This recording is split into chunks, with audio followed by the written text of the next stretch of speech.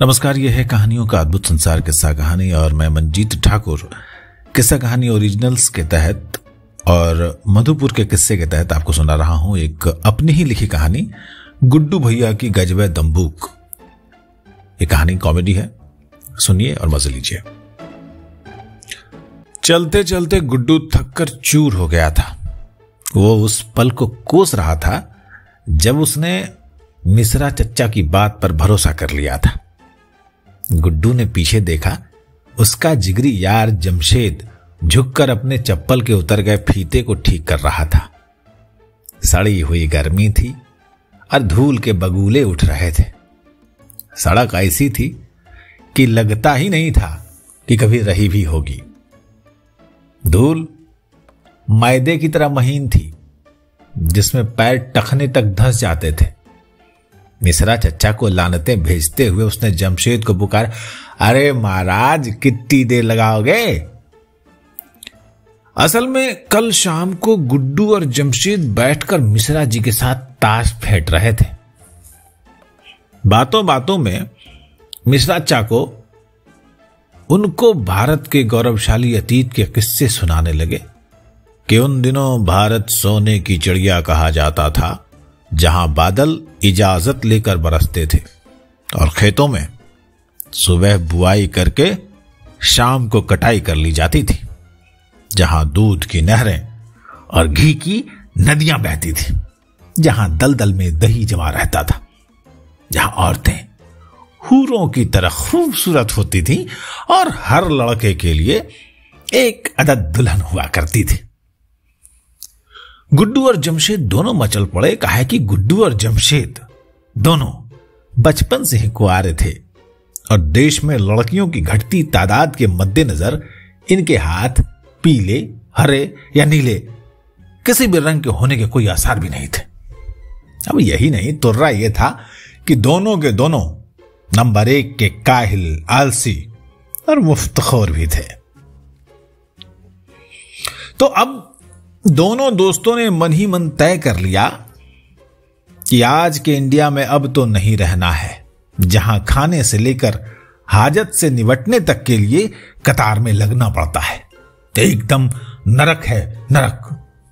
पिछले किसी जमाने में जाने का जुगाड़ हो जाए तो जहां दूध दही की नदियां बहती हो, तो बस दूध की नदी से 2 चुल्लू सुबह और 2 चुल्लू शाम को पीना है और दिन भर मटर गश्ती। बस एक बुनियादी मुश्किल दरपेश थी कि वहां जाया कैसे जाए। इस बात पर हर फन के माहिर मिश्रा चच्चा ने फौरन गुड्डू को एक गन दी, जिसको वो दंबूक कहते थे। इस गन यानी दंबूक में 6 गोलियां थीं।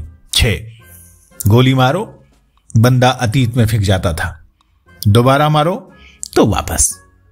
तो उसी जादुई कट्टे की मदद से दोनों दोस्त अतीत की सैर पर आए थे। गुड्डू बस इतना ही बोला, अब निकल पड़े हैं महाराज, तो देख ही ले कैसा है बुजुर्गों का जमाना। बक बक बक बक करके दिमाग खा लिया बुड्ढे ने। उनके जमाने में फलाना था, ढिमकाना था, खूबसूरत औरतों का जमावड़ा होता था और दूध घी की नदियां बहती थी। जमशेद ने दूर तक निगाहें दौड़ाते हुए कहा, साला गला सूख कर थर्मोकोल हो गया, दूध की नदियां तो नजर ही नहीं आ रही।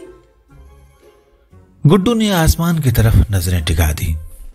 राजकुमारियों की बात छोड़ दो, आसमान में कोई परिंदा तक नहीं है। जमशेद आंखें मिटमिटाता आगे आ गया, गुड्डू गुरु, इस सफर में आके हमने गलती तो नहीं कर दी? गुड्डू और जमशेद दोनों की जिंदगी एक दूसरे के सहारे कटी थी। बचपन तक तो ठीक था, लेकिन मूंछों में हरियाली आने के जस्ट बाद दोनों ने तेरे नाम के सलमान की तरफ बीच में मांग वाली हेयर स्टाइल रखी। दोनों ने ट्रेनों में जेब तराशी यानी पॉकेट मारी का धंधा शुरू किया और दोनों को ही एक ऐसे साथी की तलाश थी जिनकी आंखों में आंखें डालकर वो कह सके, तुमसे मिलना, बातें करना बड़ा अच्छा लगता है। गाना याद नहीं है? और तभी चच्चा ने उन्हें बताया कि पुराने वक्त में देश में ऐसी शहजादियों, राजकुमारियों की भरमार थी जो हुमा कुरैशी और भूमिका चावला से भी खूबसूरत हुआ करती थी। कि एक समय तो ऐसा था कि उन सुंदर शहजादियों के अलावा मुल्क में दूसरे किस्म की मुसम्मात पाई ही नहीं जाती थी। चच्चा के मुताबिक उस दौर की सब लड़कियां बेतहाशा खूबसूरत होती थीं। उन दिनों चांद और कमल तभी तक सुंदर लगते थे जब तक ये हमारी हीरोइनें, नायिकाएं सीन में मौजूद नहीं होती थी।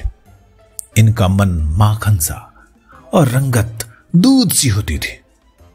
गुड्डू को लग गया कि खुद चच्चा को इन नायिकाओं के अलावा दूध, दही और मट्ठे का भी शौक काफी है। मिश्रा चच्चा ने बताया था कि जिन घरों में उस दौर की नायिकाएं रहती थी वहां रात दिन इतनी रोशनी होती थी कि बिना पंचांग के, बिना कैलेंडर के तारीख का पता भी नहीं चलता था। कब दिन आया, कब गुजर गया, पता ही नहीं। इन राजकुमारियों का मुख कमल जैसा, आंखें खंजन जैसी, होठ पलाश जैसे, दांत अनार जैसे, नाक तोते की जैसी। चुप करो चच्चा, जमशेद ने बेताबी से कहा। गुड्डू ज्यादा चंट था। हाँ, तो मिश्रा चा, आपके हिसाब से ये राजकुमारियां वेजिटेरियन टाइप में नहीं थी कि उनके हर अंग से किसी फल फूल या साग सब्जी का आनंद आता था। रात को ये जब कहीं जाती होंगी तो अंधेरी रात में कोई डर नहीं, काहे कि इनकी चेहरे से निकलती रोशनी से तो सारा रास्ता साफ चमकता होगा। चच्चा बोले, तो तुमको क्या लगता है बे भाई, उन दिनों टॉर्च या लालटेन थोड़ी ही था, बस राजकुमारी को साथ लिए और चल दिए। जमशेद और गुड्डू दोनों लाजवाब हो गए थे। चच्चा ने तीली से दांत खोदते हुए कहा, और एक बात बताएं, इन राजकुमारियों की चाल बहुत ही खूबसूरत होती थी। दुबली पतली राजकुमारियां, ये आजकल जो जीरो फिगर चला है ना सिनेमा में, वैसे ही अपने वजन पर ध्यान रखती थी। पतली राजकुमारियां हंस की तरह चलती थी और जो थोड़ी सेहतमंद हो वो हाथी की तरह। हाथी उन दिनों कैसे चलता था इसका तो पता नहीं, लेकिन हमको जैसा लगता है कि जैसे आजकल चलता है कुछ वैसे ही उन दिनों भी चलता ही होगा। तो चच्चा की इन्हीं बातों और उनके हाथ की 6 गोलियों वाली जादुई बंदूक, या जिसको वो दंबूक कहते थे, उसके सहारे दोनों दोस्त अतीत में पहुंच गए थे। पर न राजकुमारियां दिख रही थी, न उनकी चाल, न हाथी दिख रहे थे, न हंसते खिलखिलाती वो नायिकाएं। भूख प्यास से बिलबिलाते दोनों दोस्त अब गिरे कि तब गिरे की पोजीशन में आ चुके थे कि गुड्डू ने देखा, ओ महाराज वो देखो। जमशेद ने देखा, दूर, बहुत दूर एक राजकुमारी सी लगने वाली लड़की सर पर मटका रखे चली जा रही थी। पीछे पीछे 6 और लड़कियां वैसे ही चल रही थी जैसे इंजन के पीछे डब्बे चलते हैं। उन लड़कियों के पीछे पेड़ थे, हरियाली थी, खेत थे, नदी भी थी। तो इन दोनों दोस्तों की शरीर में जहां भी होती हों बाँछें खिल गई थी। अरे गुड्डू, सच में नदी है यार, जमशेद चहक उठा। खुश होकर गुड्डू ने फेंटे में रखा कट्टा निकाल लिया और कहा, 4 गोलियां हैं महाराज, 4। देख, 2 आने में खर्च हुए और 2 हम दोनों के जाने के लिए। और बाकी 2 का क्या करोगे? जमशेद ने बेसब्री से कहा। अबे तुम एक अपने लिए भाभी पसंद कर लेना और एक हम अपने लिए बीबी खोज लेंगे, तो 2 ठो साथ में और रहेंगी ना। गुड्डू की इस बात से जमशेद भड़क गया। अबे इतना बेवकूफ समझ लिए क्या हमको? दोनों शहजादियां तुम्हारे लिए ही रहेंगी। मारो हमको गोली, अभी मारो, हम न जाएंगे साथ, हमको वापस जाना है। गुड्डू ने जमशेद को मनाया, अबे तुम्हारे लिए खोजेंगे ना दुल्हनिया, फटाक दिन से रूठ जाते हो यार तुम। खुशी में उछलते कूदते दोनों दोस्त आखिरकार एक अमराई के पास पहुंच गए। वहां बस थोड़ी ही दूर एक नदी बह रही थी। बूढ़े बुजुर्ग सच ही कहते थे, नदी वाकई दूध की ही थी। दोनों ने छककर पहले तो नदी के कछार पर जमी मलाई खाई और ठंडा कलकल बहता हुआ दूध पिया। आसपास मिश्री की डलियों और गुड़ के चूरे पड़े थे, वो भी दम भरकर ठांस लिया। पेट पर हाथ फेरते हुए जमशेद बोला, कितना बढ़िया इलाका है महाराज, दूध की तो गाय भैंस से डिपेंडेंसी खत्म कर दी, जितना चाहो हाजिर है। जमशेद बोला, नाहक है, अपने यहां भी कमी नहीं है, यहां नदी में बह रही है और हमने यहां सीधे यूरिया और शैम्पू से दूध बनता है। गुड्डू और जमशेद दोनों ऐसे ही बतियाते गप्पे मारते पास के शहर के बाजार में पहुंच गए थे। वहां का सूरत हाल ही अजब।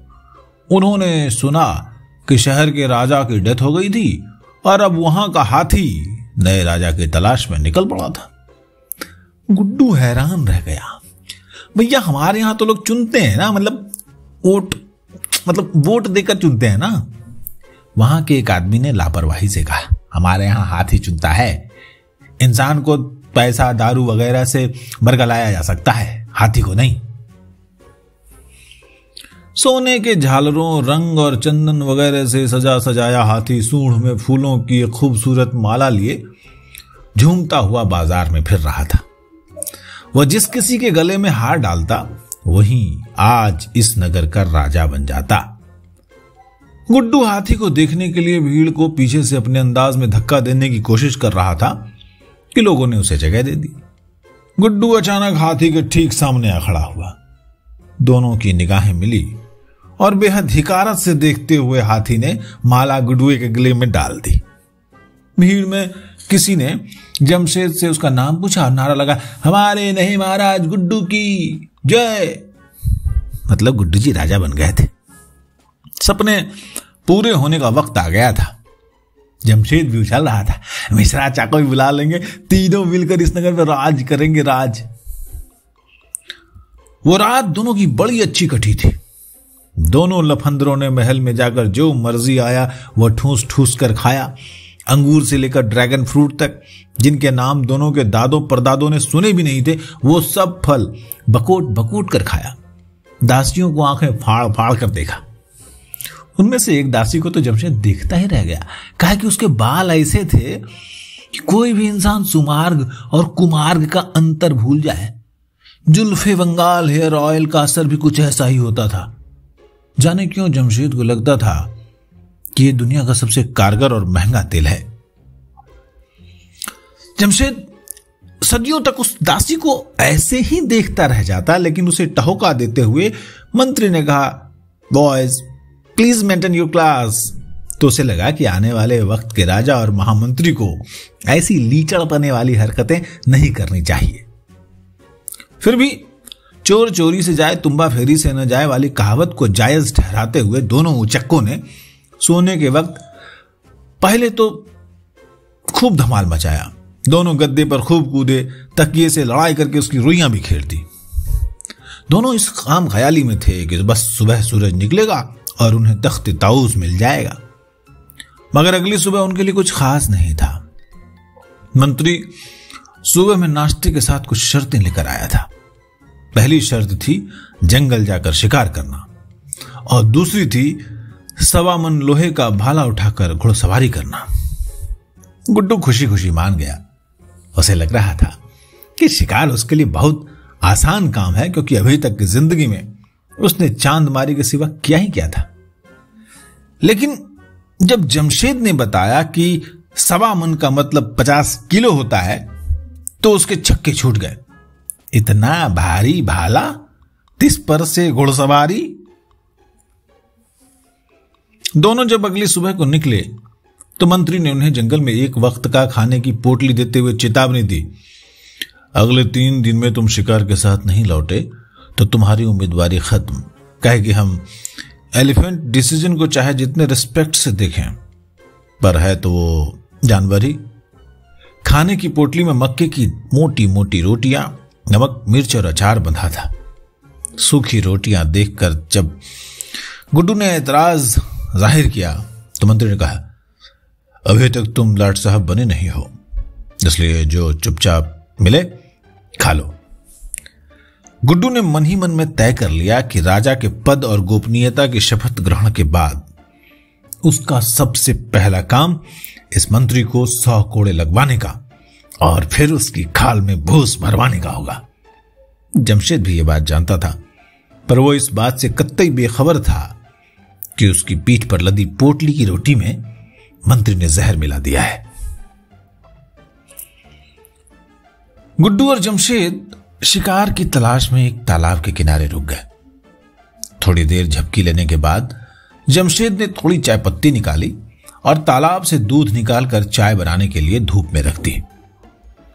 गुड्डू ने लोटे में उबलती चाय को देखते हुए कहा, देखा महाराज, यहां चाय पीने वालों की तो बस मौज ही है, तो थोड़ी अदरक जो मिल जाती। गुड्डू ने सामने देखा कि एक हाथी आकर उसकी पोटली की रोटी खा गया था। गुड्डू को गुस्सा आ गया। अरे पागल हाथी, एक तो उस लफड़ झंडू मंत्री ने गिनकर 3 रोटियां दी थी, वो भी तू खा गया। गुस्सा आया, गुड्डू उठा और अपनी 56 किलो की काया के फिक्र न करते हुए हाथी को 2-3 घूंसे लगा दिए। अब तक हाथी पर रोटी के जहर का असर हो चुका था। वो लड़खड़ा कर गिर पड़ा। हाथी का गिरना था कि चारों तरफ हाहाकार मच गया। लोग बाग आकर जुटने लगे कि इस नगर का होने वाला राजा इतना परम प्रतापी, महाबलशाली और वीर विक्रम है कि घूंसे से मारकर हाथी को ढेर कर देता है। लोगों को खुशी का ठिकाना नहीं रहा कि हम अब तक जिस दुश्मन देश से टक्कर की बजाय शक्कर लेते रहे, उसको मजा चखाने वाला धुरंधर आ गया है। खबर महल तक पहुंची कि वहां शहनाइयां बज उठी। गुड्डू ने महल में घुसते वक्त देखा एक राजकुमारी कुछ खास अंदाज में ही उसकी तरफ गुलाब की पंखुड़ियां फेंक रही थी। इस राजकुमारी के नयन इतने तीखे थे कि सुरमा लगाते समय उंगली कट जाने का खतरा था। उसके पैर इतने नाजुक थे कि गुलाब की पंखुड़ियों से उसके पैरों में खरोंच आ गई थी। जब गुड्डू ने फौरन पता लगाया तो उसका नाम बिट्टो था। अंदर आते वक्त मंत्री ने गुड्डू और जमशेद को गहरी नजर से देखा और कहा, कल घुड़सवारी भाले के साथ। गुड्डू ने गुस्से में उसे बस इतना कहा, एक बार बादशाह बनने दे, फिर तुझे भट्टी में फेंकवा दूंगा। पर भट्टी तो बाद की बात है। खुद गुड्डू का बदन बिट्टो की विरह से ऐसा तप रहा था कि दासी कच्चे चावल लेकर आंगन में आई और भात तैयार हो गया था। देखते ही देखते कच्चे चावल पक गए। बिट्टो कन्या के बारे में एक गुप्तचर की रिपोर्ट थी कि उसके दोनों नयन सावन भादो हो गए थे। इस वजह से उस राजकुमारी को सरकार उत्तर प्रदेश के पूर्वी जिलों में भिजवा रही थी, जहां इस बार सूखा पड़ गया था। कहा है कि उसके रोने से पूरे मोहल्ले मोहल्ले में पानी भर गया था और उसके घर तक पहुंचने के लिए नाव की मदद लेनी पड़ रही थी। गुड्डू की परेशानी इतनी ही नहीं थी, क्योंकि कभी कभी ऊंट पर बैठे आदमी को भी कुत्ता काट लेता है। और मंत्री ने आधी रात को सूचना दी थी कि पड़ोसी राज्य जिससे यह नगर शक्कर लेता था, सरहद पर सेना जमा कर रहा है और अब लड़ाई होकर रहेगी, जिसकी अगुवाई वीर विक्रम गुड्डू जी को करनी थी। तो भैया मुंह अंधेरे फौज फाटे तैयार होने लगे। न जाने कितने तीर कमान और तलवारें गुड्डू के लिबास में खोस दी गईं।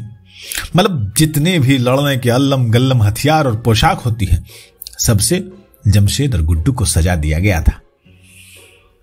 गुड्डू के सपनों की रानी बिट्टो और जमशेद की गुलबहार शब्बों ने दोनों की आरती उतारी, माथे पर रक्त चंदन का तिलक किया और आंखों ही आंखों में जमाने भर का प्यार उड़ेल कर जीत कर वापस आने का वादा लिया। दोनों के बदन में अंदाजन 2.5 लीटर खून बढ़ गया। युद्ध से पहले दुश्मन फौज की रसद की सप्लाई काटनी थी। गुड्डू जमशेद जैसे उचक्कों के लिए यह चुटकी का काम था। दुश्मन के शिविर की तरफ जाने वाली दूध की नहर में जमशेद ने नींबू निचोड़ दिए और गुड्डू ने दूसरी नदी में दही का जामन डाल दिया। अब बारी थी लड़ाई के लिए घोड़े चुनने की। मजबूत ऊंचे कदकाठी के घोड़ों से अलग 2 टट्टू किनारे खड़े थे। गुड्डू ने जमशेद को आंखों में इशारा किया, लड़ाई में पीछे रहे तो ही भली। दोनों उछलकर टट्टुओं पर बैठ गए। फौज ने जयकारा लगाया, महाराज गुड्डू वीर विक्रम शाहदेव की जय। तुरही बजी और फौज ने सामने खड़ी दुश्मन सेना पर हमला बोल दिया। घोड़े, रथ, पैदल, हाथी सब सामने दौड़े जा रहे थे। इन लोगों ने टट्टुओं को जैसे ही एड़ लगाई कि टट्टू ये ले वो ले हवा में उड़ने लगे। गुड्डू की जान सूख गई। दोनों के टट्टू आसपास ही उड़ रहे थे। सो गुड्डू ने मौका देखकर ताड़ का एक पेड़ कसकर पकड़ लिया। टट्टू आगे उड़ने की कोशिश में था और गुड्डू ने तय कर लिया था, कुछ भी हो जाए पेड़ को नहीं छोड़ना है। बस इसी में ताड़ का पेड़ जड़ से उखड़ गया और दुश्मन की फौज उससे घायल होकर लड़ाई के मैदान में गिरने लगी थी। जब इस लड़ाई का इंटरवल आया तो दुश्मन की आधी फौज ताड़ के पेड़ की चोट से जख्मी थी और आधी दूध की नदियों में दही जमने और नींबू की वजह से फटकर पनीर बनने से प्यास से बेहाल हो गई थी।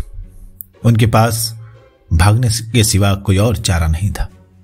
जीत का ऐलान कर दिया गया। मंत्री जी मुस्कुराते हुए आए और कहा, महाराज आप वाकई बहुत दिलेर हैं। इस नगर के लिए आपने बहुत कुछ किया इस उम्र में, जबकि ज्यादातर नौजवान मोहब्बत वगैरह बेहुदा चीजों में फिसल जाते हैं। आपने शादी नहीं करने का जो महानतम फैसला, एक मिनट, हमने ऐसा कोई फैसला नहीं किया है। गुड्डू उछलकर खड़ा हो गया। नहीं महाराज, अब तो आपको यह करना ही पड़ेगा। मंत्री के इशारे पर दो कसाई हाथों में तलवार लिए गुड्डू और जमशेद की तरफ बढ़ने लगे कि उनकी ऐसी हालत कर दी जाए कि वे जीवन में कभी शादी ही न कर पाए। इस राजपाट से तौबा। दोनों सिर पर पैर लेकर भागे। बिट्टू और शब्बू को साथ लेने उनके घरों की तरफ भी गए, मगर इन दोनों को कोई अता पता नहीं था। हड़बड़ी में जमशेद चिल्लाया, गुड्डू गोली मार। दौड़ते ही दौड़ते गुड्डू ने जमशेद को 21वीं सदी में जाने वाली गोली मार दी और अपनी कनपट्टी पर सटाकर भी घोड़ा दबा दिया। बिट्टू और शब्बू दोनों अतीत में छूट गईं। दोनों दोस्त वापस मुंबई आ गए। गुड्डू जी के पास वो जादुई दंबूक आज भी है। दोनों प्लान बना रहे हैं कि मिश्रा चा को उठा ले जाए या फिर उनसे 4 ठो गोली और लिवा लें तो बिट्टू और शब्बू को यहां लेकर आया जाए। भैया ये थी कहानी जिसका नाम था गुड्डू भैया की गजबे दंबूक। कैसी लगी हमें जरूर सुनाएं, हमें बताएं कमेंट में, और अगर अच्छी लगी तो इस चैनल को सब्सक्राइब करें। ऐसी ही कहानी हम आपके लिए लेकर आते रहेंगे। नमस्कार।